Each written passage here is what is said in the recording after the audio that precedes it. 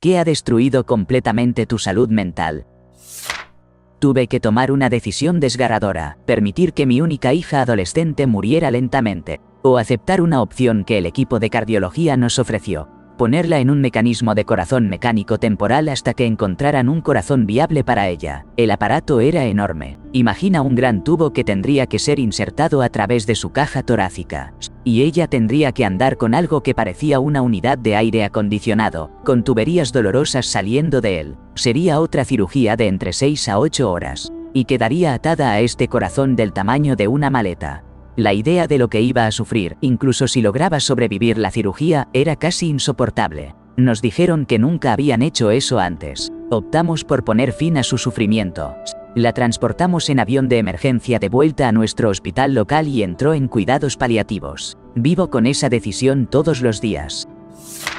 Un amigo muy cercano se despidió de este mundo entre mis brazos, víctima de una sobredosis. Yo había sido su guía y apoyo desde que logré liberarme de esa misma trampa años atrás. Cuando me enteré de que había vuelto a caer, decidí regresar para ofrecerle mi mano y ayudarlo a encontrar el camino de regreso. Justo un año después, tuve que abandonar la ciudad por una semana para ayudar a mi abuelo a trasladarse a un hogar de ancianos. Al regresar, me dirigí a su casa, pero al no recibir respuesta a mis llamadas ni al timbre, tomé la difícil decisión de romper una ventana para ingresar. Y allí lo encontré, con una jeringa en el brazo. En ese instante comenzó a tener convulsiones y a perder el control de su conciencia. Falleció mientras yo permanecía al teléfono con el 911, tratando de mantenerlo aferrado a la vida. Esa vivencia me sumergió en un abismo de dolor que se prolongó durante años, y aún lucho por salir de su sombra.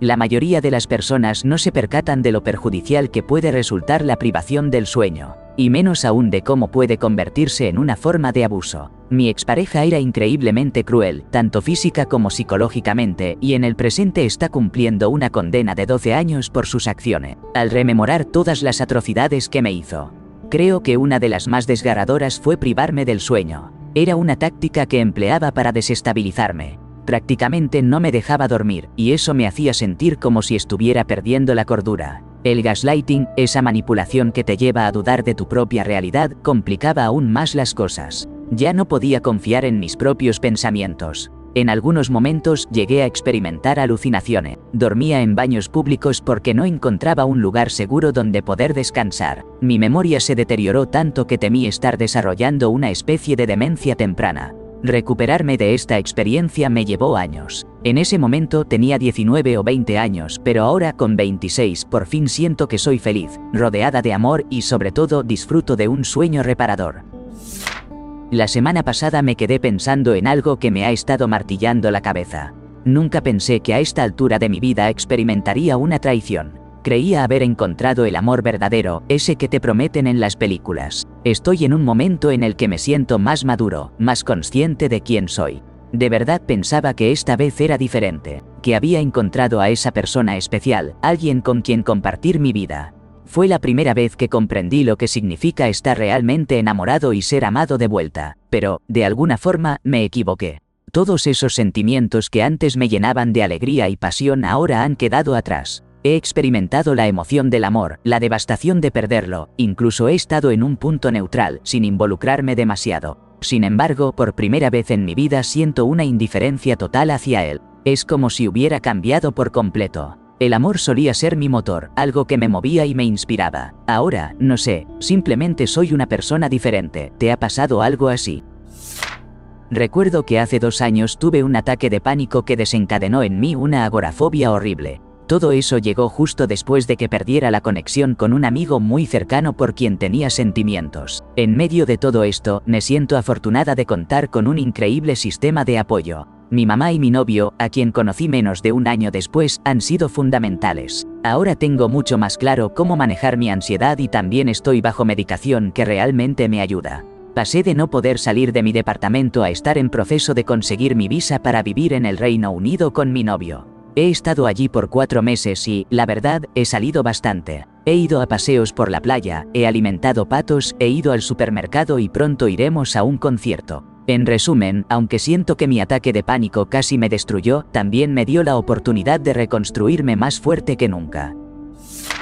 La muerte de mi perro fue un golpe durísimo. Era mi alma, mi compañero. La verdad es que toda mi vida giraba en torno a ser una gran mamá de perro. Mi casa, mis gastos, mis rutinas, hasta mis vacaciones, todo estaba planeado con él en mente. Y en cuestión de 3 días se fue. Mi familia, mis hijos, mi esposo.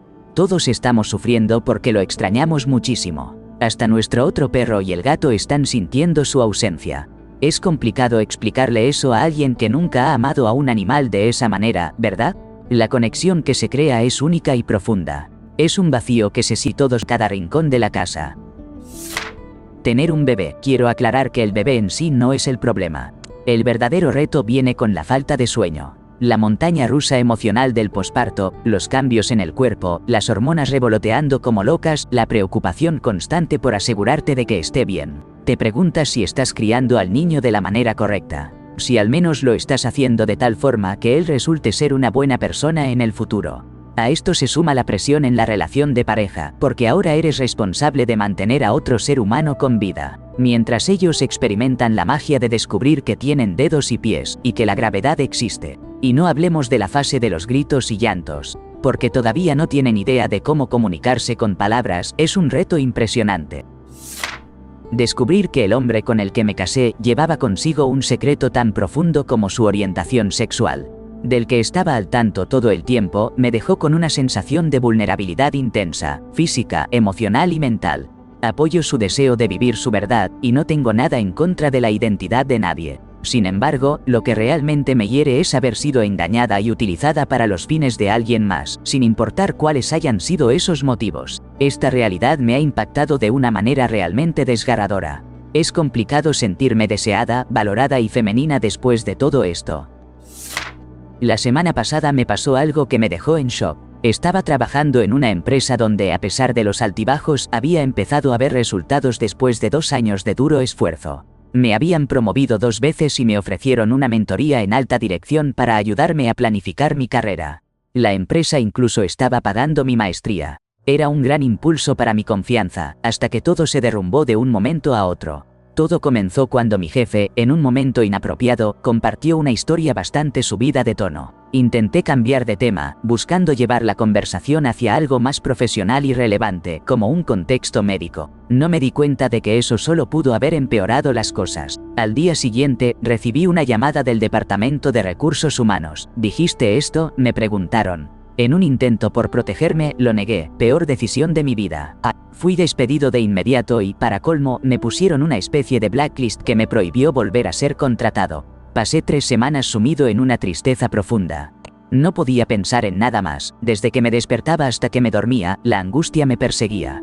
Me distraía en mis estudios y en mi otro trabajo. Fue una de las peores depresiones situacionales que he vivido. Al cabo de 3 semanas, logré distraerme un poco, pero la sombra de aquella experiencia me siguió durante meses. Lo que aprendí de esto es que la vida no siempre es justa, a veces es realmente cruel. Y hay personas que, sin compasión, pueden hacer daño y salir ganando. También entendí que confiar en los demás, sobre todo al tratar de avanzar en un entorno corporativo complicado, puede ser un gran error. Tal vez debería haber reportado a mi jefe en el instante en que hizo aquel comentario inapropiado. Pero dado lo que había visto antes, temía que eso arruinaría también mi carrera al atraer la atención de recursos humanos y convertir a mi jefe en un enemigo aún más peligroso. Por desgracia, esa lección se llevó mi tranquilidad.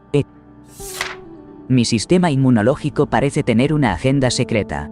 Cada año, intenta acabar conmigo varias veces de maneras inesperadas. Los tratamientos que sigo para controlarlo, en vez de ayudarme, destruyen mi sistema inmune, dejándome vulnerable y atrapado en casa, aumentando así mi aislamiento. Y lo peor es que la neuroinflamación también juega su papel.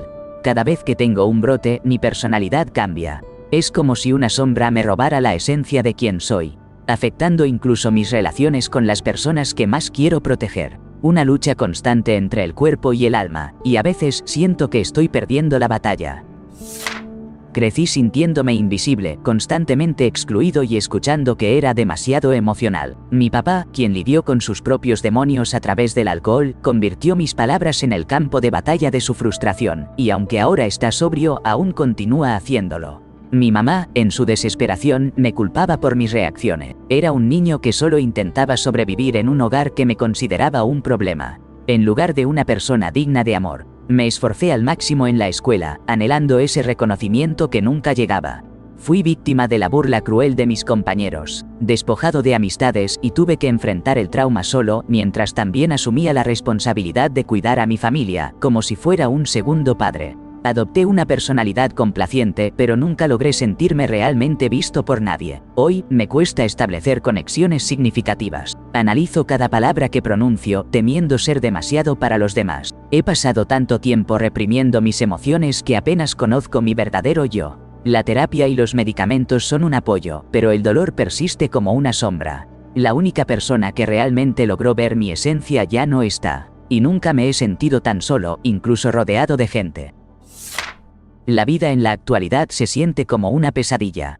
Todos a mi alrededor, casi todos los días, están luchando solo para sobrevivir. No están prosperando, solo tratando de llegar al final del mes. Y resulta extremadamente frustrante ver cómo hay un puñado de personas, literalmente como 100 millonarios, que disfrutan de una riqueza descomunal mientras el resto sufrimos. La cantidad de dolor, caos y confusión que se impone a nuestra sociedad de manera intencionada, solo para beneficiar a esos pocos con recursos prácticamente ilimitados, es al mismo tiempo indignante y desgarrador. Es como si atesoraran su riqueza en cuentas offshore, cual dragones codiciosos, en lugar de dedicar esos recursos a solucionar problemas tan graves como el hambre en el mundo o la falta de hogar.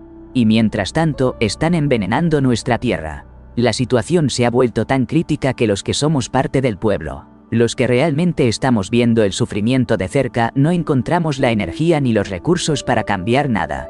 No está en nuestra naturaleza vivir así. Creo que todos estamos atrapados en esta especie de zoocosis. Como si todo este sistema estuviera distorsionando la esencia de lo que somos. De verdad, odio este lugar tanto. Poco después de perder a mi mamá, me di cuenta de que mi hermano no era la persona en la que siempre había confiado. La herencia, que debería haber sido un asunto sencillo, se tornó en un verdadero campo de batalla. Tardé 34 años en abrir los ojos a su verdadera naturaleza. Y estoy hablando de una traición que me ha dejado marcado. La relación que tuvimos desde la infancia ahora se siente como una ilusión. Eso me llevó a cuestionar todo lo que creía recordar sobre nuestra niñez. Esos momentos que compartimos y las decisiones que tomamos juntos. ¿Cómo es posible que alguien con quien crecí, a quien admiraba, se convirtiera en una persona tan distante y egoísta? Debería haber sido un tiempo para reunirnos, apoyarnos y llorar la pérdida de mamá. Pero, en vez de eso, se transformó en un proceso interminable, lleno de abogados y enfrentamientos. Para mí, la posibilidad de un duelo tranquilo se desvaneció, y es un tiempo que nunca podré recuperar. Perdí no solo a mi mamá, sino también a mi hermano. ¿Quién iba a pensarlo? Mi madre, ahí lo mencioné. Mis padres tenían una relación bastante turbulenta, lo que contribuyó a que desarrollara un carácter muy irascible. Luego, mi padre se mudó al extranjero y me quedé solo con ella. La manera en que me trató durante mi adolescencia y hasta en mi adultez, pensé que era lo habitual, hasta que finalmente rompí esa burbuja y me di cuenta de que no lo era daño. Hasta hoy continúo desaprendiendo muchas de esas creencias sobre mí mismo que ella había tejido en mi interior.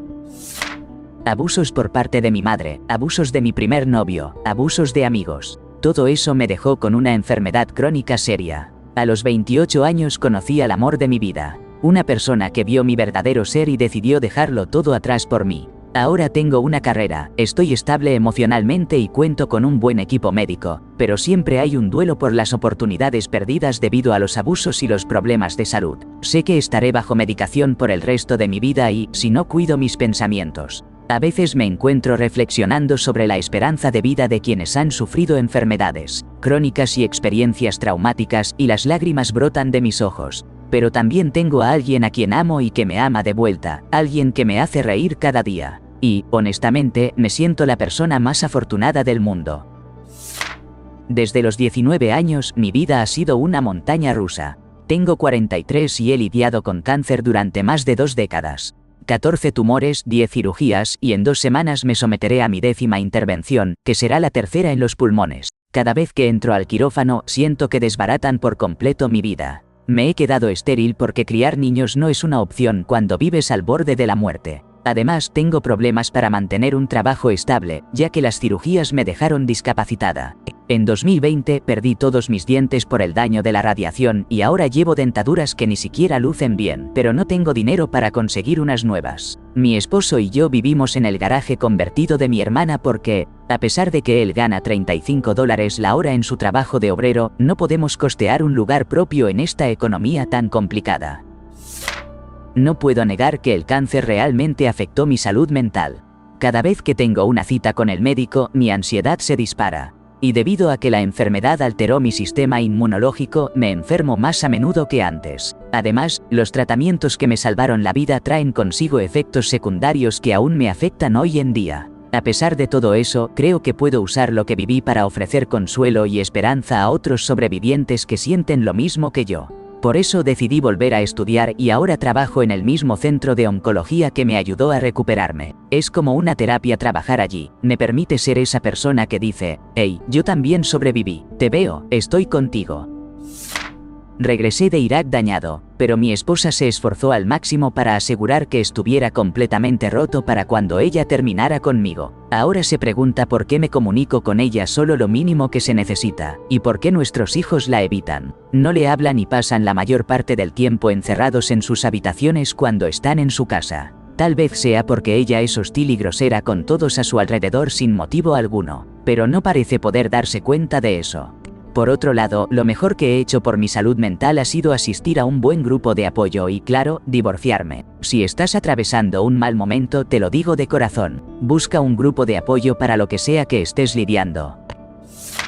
Lo que viví en la universidad fue algo devastador. Un compañero me sometió contra mi voluntad y me dejó marcada. Después comenzó a enviarme mensajes intimidantes y lo más escalofriante fue verlo sentado en la primera fila mientras recibía un premio, sonriente y mirándome fijamente. Eso me llevó a necesitar una licencia de salud mental porque simplemente no podía manejarlo. Perdí mi beca por méritos y ahora estoy atrapada con una deuda de más de $10.000 por ser víctima de esto, una carga que sigo llevando. Fui mal diagnosticada por un montón de psicólogos. En lugar de tratar mi trastorno de estrés postraumático y complejo, simplemente se pasaban la pelota sin ayudarme. Todo mientras yo sabía que él no enfrentaría consecuencias por lo que me hizo. El precio lo pagué yo.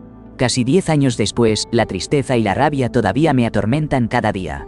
Pero aquí estoy, de regreso en la escuela y me va bien. Y donde quiera que él esté, espero que esté sintiendo la carga de su maldad. Lo más doloroso que he enfrentado en mi salud mental fue el abandono de mi terapeuta tras 1 año y medio de relación. Lo comparo con una ejecución fallida. Estuve con él durante 15 años, nuestra conexión era profundamente psicoanalítica. En los últimos años, él me pidió que programara mis citas en línea, lo que hacía cada semana, pero un día, no pude. Le escribí, creyendo que se trataba de un error del sistema. Su respuesta fue extrañamente fría, informándome que no podía agendarme porque ya no era considerado un cliente activo, pero que podía incluirme en la lista de cancelaciones para una eventual cita. Resultaba desconcertante escuchar que la culpa recayese en la computadora, cuando solo él tenía el control de esto. Aumentó mi confusión el hecho de que lo había visto recientemente y no había mencionado nada durante nuestra sesión. Así, fui teniendo encuentros esporádicos según surgían cancelaciones. En esas ocasiones intentaba comprender qué había cambiado. Él se mostraba evasivo y distante. Esta situación se extendió durante 1 año y medio, reduciendo nuestra comunicación hasta que su rastro se desvaneció por completo. Me sentía desquiciado, y al final me transformé en alguien completamente distinto. Mientras tanto, él negaba cualquier cambio, a pesar de que era evidente que todo había cambiado. Todo este proceso resultó más dañino para mi salud mental que la experiencia de haber recibido una alta dosis de Ativan en mi niñez, administrada por un psiquiatra para un uso diario indefinido, lo cual también fue devastador. Menciono esto para subrayar lo corrosivo que fue el comportamiento de este terapeuta. Llevo más de 6 años sin un solo amigo. Sin que me inviten a ningún lado, sin que nadie me pregunte cómo fue mi día, sin recibir un mensaje o una llamada sin que yo lo busque. Y lo peor es que, a pesar de tener juegos comprados para jugar con otros, no he hecho cola para jugar con nadie en todo este tiempo. Para colmo, mi carrera está relacionada con los videojuegos. Siento que el universo me ha dejado atrapado, condenado a ser antisocial. En estos años he desarrollado trastornos de la personalidad porque mi mente tuvo que adaptarse a la falta de interacción social, y acabé convirtiéndome en mi propio mejor amigo. Lo más doloroso es ser consciente de todo esto. Saber que mi situación va de mal en peor y no poder hacer nada al respecto. solo sigo reflexionando sobre lo que está pasando, lo que a su vez empeora aún más las cosas mientras continúo atrapado en este ciclo sin ninguna conexión. Es una lucha constante que a veces parece interminable. Crecí en orfanatos a pesar de que mi familia era adinerada. Ellos podían haberme recibido sin problemas después de que mis padres nos abandonaran, pero no querían que su estilo de vida se viera alterado. Eso me hizo sentir muy poco valioso durante mucho tiempo. Pasé 12 años en esos lugares y créanme, fue un largo camino. En aquella época, la gente no solía adoptar a chicos mayores de una cierta edad. No sé si las cosas han cambiado desde entonces. Estaba cuidando a mi papá, quien padecía demencia, cuando uno de mis perros se fue para siempre. Un par de meses después, el otro también decidió emprender su viaje sin retorno. De manera repentina, el deterioro físico de mi papá se agravó y él partió, dejando un vacío que aún no puedo llenar. Luego, unas semanas más tarde, perdí a mi gato, ese ser tan especial con el que compartía un vínculo profundo e irreemplazable. Fue tanto sufrimiento en tan poco tiempo que me desmoronó. De verdad, ya no encuentro el llanto. Han pasado 3 años, y solo he llorado una vez, y eso fue cuando mi hijo tuvo que ser internado por pensamientos oscuros que me aterraban. Siento que debería estar liberando mis emociones en lágrimas, pero físicamente ya no puedo. Desearía poder llorar solo por experimentar ese momento de alivio que brinde un respiro a este dolor acumulado. Mi esposo aceptó un trabajo en otro estado sin decírmelo hasta que ya había firmado el contrato. Luego, compró una casa en ese nuevo lugar, donde no había nada que se pareciera a mi antiguo empleo. Así que terminé aceptando un trabajo que me pagaba 2/3 de lo que ganaba antes. Y después él se quejaba de lo apretados que estábamos económicamente. Y por si fuera poco, ahora odia su trabajo y quiere renunciar. Es increíble cómo las decisiones de una sola persona pueden cambiar el rumbo de toda una familia, ¿no? Estuve cuidando a mi mamá, que está postrada en la cama, durante 6 meses, casi las 24 horas del día. Mientras trabajaba a tiempo completo desde casa, también tenía que cambiarle los pañales. Mi mamá estaba tan débil que eso realmente me desgastó. Yo tengo trastorno bipolar y estoy bajo tratamiento, pero caí en una depresión profunda. Falté tanto al trabajo que finalmente me despidieron. Pasaron casi 3 años hasta que pude salir de esa situación. Ahora estoy en un buen lugar. Me casé y ya no vivo en la habitación de huéspedes, sino en mi propio hogar. Desafortunadamente, mi mamá está ahora en un hogar de ancianos. Recuerdo que aún vivía con ella cuando entraba de golpe en mi habitación mientras estaba en capacitaciones virtuales. Algo que podría haberme costado el empleo. Tuve que mudarme con mi entonces novio y fue ahí cuando descubrieron que ella tiene demencia. 2 eventos hicieron que mi vida se desmoronara por completo. El primero ocurrió cuando fui forzada en la universidad. Esta experiencia hizo que, siendo una estudiante de honores, perdiera mi beca y mis calificaciones cayeran en picada, hasta que finalmente tuve que abandonar mis estudios en el último año. Este revés arruinó mi futuro profesional. El segundo evento involucró a un jefe verbalmente abusivo que, durante 3 meses, me hundió aún más. Ya estaba herida y sumida en la tristeza por lo vivido en la universidad. Y él se encargó de convencerme de que era absolutamente inútil e incompetente. Cuando terminó de atormentarme, me obligó a beber una cerveza en su oficina y luego me despidió por insubordinación, tan solo porque inicialmente me negué a tomarla y porque estaba consumiendo alcohol en horas laborales. Aún sufro por ambos traumas, aunque gracias al amor y el apoyo de mi esposo, las cosas han mejorado. Estaba en la cocina preparando enchiladas para mis amigos, disfrutando de un buen momento, cuando de repente todo se volvió oscuro. No recuerdo qué pasó, pero desperté en una ambulancia, rodeado de desconocidos que me decían que había tenido una convulsión. Eso fue solo el comienzo. Durante semanas, experimenté convulsiones cada 8 horas, como si mi cuerpo no pudiera encontrar la manera de calmarse. Después de varios intentos, los médicos finalmente encontraron un medicamento que, más o menos, lograba mantener todo bajo control, pero había un precio. Ese medicamento me llenó de una ira descontrolada. Una rabia que no podía explicar y que me hizo sentir como un extraño en mi propia piel. Y como si no fuera suficiente, dicho medicamento dejó de funcionar. La angustia de saber que podía desplomarme en cualquier momento. Que mi cerebro podía fallar y llevarme a la muerte en un abrir y cerrar de ojos me afectó profundamente los últimos años. Hace un par de meses finalmente encontré una combinación de medicamentos que parece estar funcionando. Pero no debería estar enfrentando mi propia mortalidad a una edad tan temprana. La vida me ha enseñado lecciones difíciles y, aunque ahora parece un poco más manejable, no puedo evitar sentir que todo esto me ha cambiado para siempre. Mi mejor amigo se casó con una mujer manipuladora y emocionalmente abusiva, que lo convenció de alejarme completamente de su vida unos meses después de que yo fui su padrino en la boda. Estuve a punto de decirle que no se casara con ella, pero temía que si lo hacía, no solo no me escucharía, sino que eso podría terminar con nuestra amistad. Pero, de todos modos, se casó unos meses después. Ni siquiera tuve una mala relación con ella. Nunca me había sentido tan triste y enojado. No hay nada que pueda hacer, excepto aprender a soltar. Pero lo que más duele es que he perdido la confianza en mí mismo. Siempre me sentí orgulloso de tener amigos excepcionales. Ser lastimado por quien más cercano creía que era, realmente me dolió. No se pueden tomar buenas decisiones por otras personas, ¿verdad?